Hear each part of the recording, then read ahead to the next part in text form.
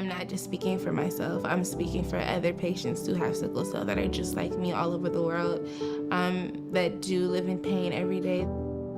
And finding a cure means finding a future and finding a path that we can walk on that's pain-free.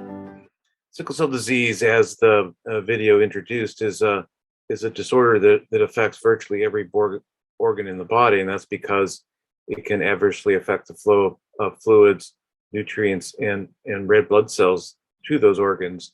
And the hallmark is pain, which is caused by the disruption of blood flow to bones and muscle, where a painful stimulus can be elicited. But virtually every organ, as I mentioned, in the body can be affected as depicted here.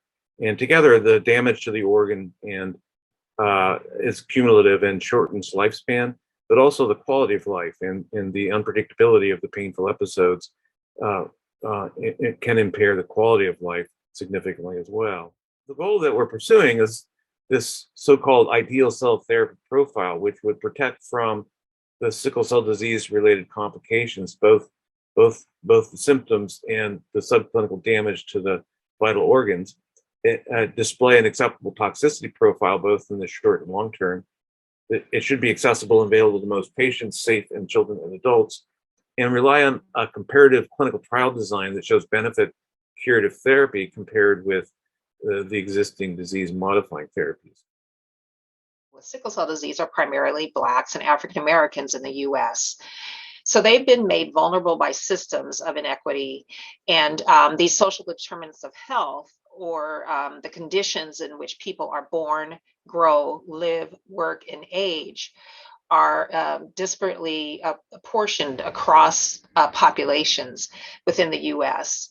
And so particularly for Black and African Americans, people, there's a real complex interplay between education, wealth, the justice system, employment, and health.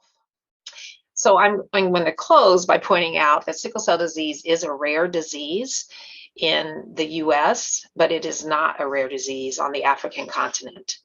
So with the 100,000 people in the US affected by sickle cell disease, more than 300,000 babies are born with sickle cell disease every year in sub-Saharan Africa, and many will die before their 5th birthday. So an approach to addressing this, the Human Hereditary and Health in Africa Consortium, is an NIH Common Fund initiative. And so it's not just about research, but about improving care. Sickle cell isn't the only disease that they're focused on, but it's an important one given its commonality on the African continent. And the other aspect of the Human Heredity and Health in Africa Consortium is the focus on improving capacity of researchers and clinicians on the African continent. And so a project that I co-led was a partnership between community elders, the healthcare system, clinicians, and local researchers, where we gathered perspectives of stakeholders.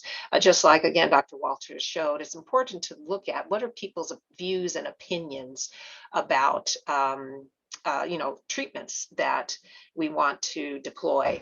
And we asked, particularly in this case, about newborn screening, as well as about disease modifying therapies, and found similar barriers, poverty, distance from centers for care and research, and as well the necessity of aligning interventions with cultural norms.